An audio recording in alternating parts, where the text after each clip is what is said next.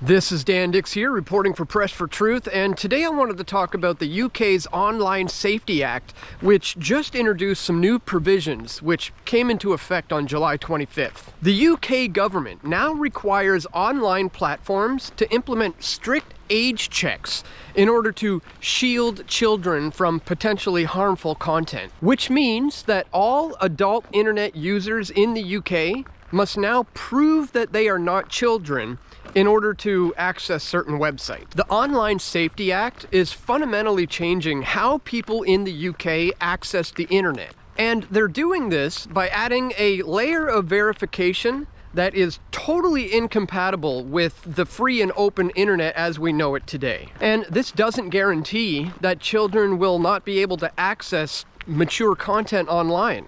In fact, most people now are using VPNs instead of uploading their ID or having their faces scanned in order to prove who they are. A VPN, or virtual private network, allows users to establish a secure and encrypted connection over the internet. They essentially mask your IP address in order to hide your online presence, which obviously makes it more difficult for websites and advertisers and government agencies to track your online activity. And that's fine for now, but I've been warning for over a decade now that protecting children is just an excuse to clamp down on the free flow of information online. And now in the UK, that's becoming blatantly obvious. Because now UK users need to post selfies or photo ID to view Reddit's IsraelCrimes or UkraineWarFootage. Several Reddit communities dedicated to sharing news and media from conflicts around the world now require users in the UK to submit a photo ID or selfie in order to prove they are old enough to view mature content. The new age verification system is a result of the recently enacted Online Safety Act in the UK, which aims to protect children from certain types of content and hold platforms like Reddit accountable if they don't. Reddit put out an official statement to explain what they're going to do. Reddit was built on the principle that you shouldn't need to share personal information to participate in meaningful discussions. Unlike platforms that are identity-based and cater to the famous, or those that want to become famous, Reddit has always favored upvoting great posts and comments by people who use whimsical usernames and not their real name. These conversations are often more candid and real than those that force you to share your real-world identity. However, while we still don't want Reddit to know who you are on Reddit, there are certain situations where it would be helpful if we knew a little bit more about you. For example, in the age of AI, we would like to be able to confirm whether you are a human being or not. More to come about that later.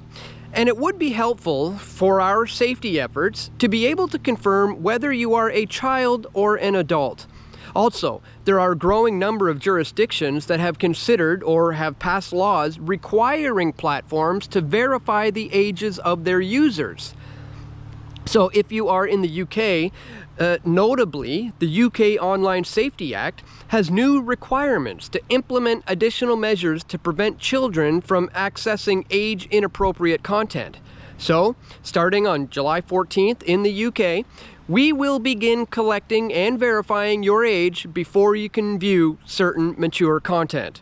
We've tried to do this in a way that protects the privacy of UK Redditors. To verify your age, we partnered with the trusted third-party provider, Persona, who performs the verification on either an uploaded selfie or a photo of your government ID. And in case you guys didn't know, this company, Persona, recently raised $200 million just back in April, and it was led by Peter Thiel's Founders Fund. Peter Thiel is the co-founder of Palantir, which just received a US contract to use its technology to spy on US citizens. And it is known that Peter Thiel has met multiple times with Jeffrey Epstein, a known pedophile who has actually caused real harm to children. In fact, I recently confronted Peter Thiel to his face about all of this.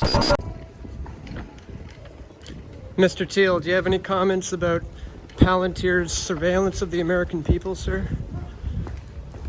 Or any of your connections to Jeffrey Epstein?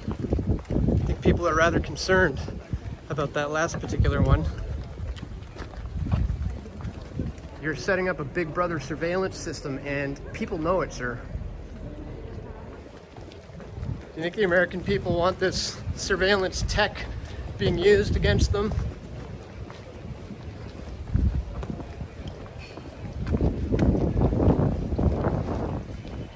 Any comments at all on the Epstein connections? You were meeting with them.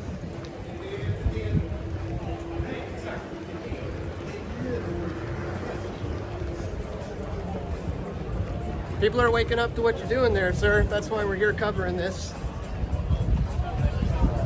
To view that full confrontation, I will leave a link to that in the description below. But here's the thing, guys. If visibility of our Israel crimes is being restricted under the Online Safety Act, it's only because the state fears accountability, the moderator said. We stand by the need for unfettered access to information, and we'll continue working to ensure these stories reach every corner of the internet. Even if they work exactly as intended, age verification laws are going to further skew the internet's ability to reflect reality with a bias that diminishes how cruel, bloody, and inhumane that reality can be. I don't think it's good or necessary for children to have easy access to ISIS beheading videos, but I also don't think it's good that a piece of legislation that aims to protect children is making it much more difficult for internet users, even if they are younger than 18, to view the emaciated bodies of children in Gaza who are dying of starvation, and to discuss that fact with other people on Reddit. So we're clearly seeing this Online Safety Act being used to block the free flow of information online, and it clearly has absolutely nothing to do with protecting children. Reddit really should have done the same thing that BitChute did, but they don't have the guts. The video sharing platform BitChute ended up exiting the UK over this Online Safety Act censorship, and this is what integrity looks like. The UK's Online Safety Act has forced the free speech platform BitChute to either violate its users' privacy and free speech rights by engaging in censorship, or pay massive fines that would cripple the company. So, BitChute made the difficult yet important decision to end operations in the United Kingdom.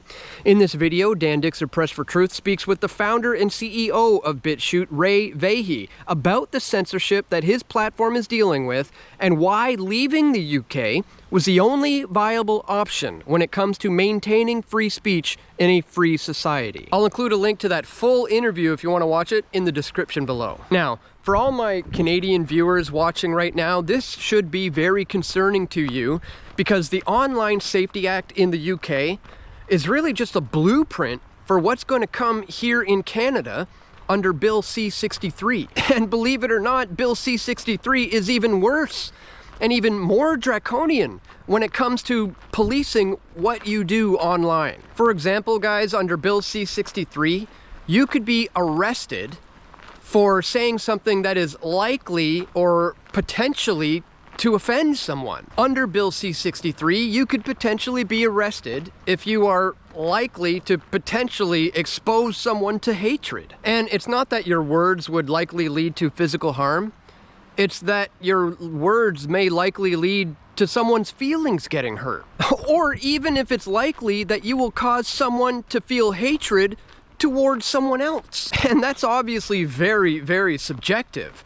I mean, how could anybody possibly measure that? And it also should be noted that likely to is obviously pre-crime talk.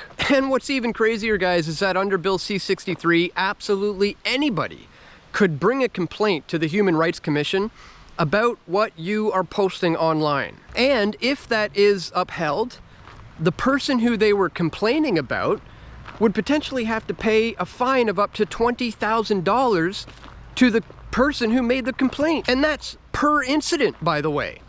And the person complaining doesn't even have to be the victim. It could be anyone out there, which obviously could lead to this becoming a very lucrative endeavor. Because if you were to file a couple of dozen complaints a month and just one of them sticks, well, you're now making a pretty decent income. And also, the victim doesn't even have to be involved in the court case. So now, anybody who dislikes what you say online, even if they're not the victim, can take you to court. You know all those haters you get online all the time who complain about the things you're saying? Well, now they can potentially take you to court because you hurt their feelings. And not only that, the complainant can go back in time. Meaning, like for example, for somebody like me, they could sift through my nearly 20 years of videos to try to find something that I said maybe 15 years ago that offends them. Even if I was much younger back then and my views have changed, still, if I haven't deleted it, someone can file a complaint against me. Now, here's where things get really wild. The person who complains can also have their identity withheld from the person who they are accusing. So you won't be able to know who your accuser is. It could be an ex-girlfriend or ex-boyfriend or a disgruntled neighbor or maybe a business rivalry. The point is, you won't know, and therefore you won't be able to defend yourself accordingly. So now in the UK, you not only have to prove who you are, but you can also be arrested just for showing people what's going on. If, for example, you post footage of a race riot, and this leads to someone having ill feelings about someone else, that could land you in trouble. And that is blatant censorship. Now, if Bill C-63 gets passed into law, these kinds of things are just going to be legally par for the course. So I think some of the big takeaways here are that, first of all, none of this has anything to do with protecting children. And also, you can't legislate against hate. There's no bill that you can introduce that's going to stop people from hating. That's just not how society works. But if Bill C-63 passes, I think people might start self-censoring themselves in order to not offend others. And that is something that we absolutely cannot do. Because the truth is incredibly important, my friends, and I'm certainly going to continue to bring you the truth at any cost, no matter what kind of bills they continue to try to pass. So let me know your thoughts on all of this in the comments section below. Would you be willing to submit your photo ID and selfies to people like the likes of Peter Thiel in order to just look at stuff online? And what about if Bill C-63 passes? Are you going to self-censor yourself in order to avoid potential prosecution? Let me know. These are crazy times indeed, folks. So if you appreciate my efforts to bring you this information, please check out this Give, Send, Go campaign that I've launched to help save and protect Press for Truth, because I need all the help that I can get. So far, 29 people have contributed to my efforts, and I'm really hoping that you'll join them if you appreciate what I'm doing here at Press for Truth. So I just wanted to bring all of that to your attention, guys. Make sure you subscribe to this channel if you're not already, and please don't forget to click that thumbs up button. Share this video with your friends and family who you think need to see it the most. And stay tuned, guys. I'm going to have more video reports coming soon, God willing. This is Dan Dicks reporting for Press for Truth. We all want truth.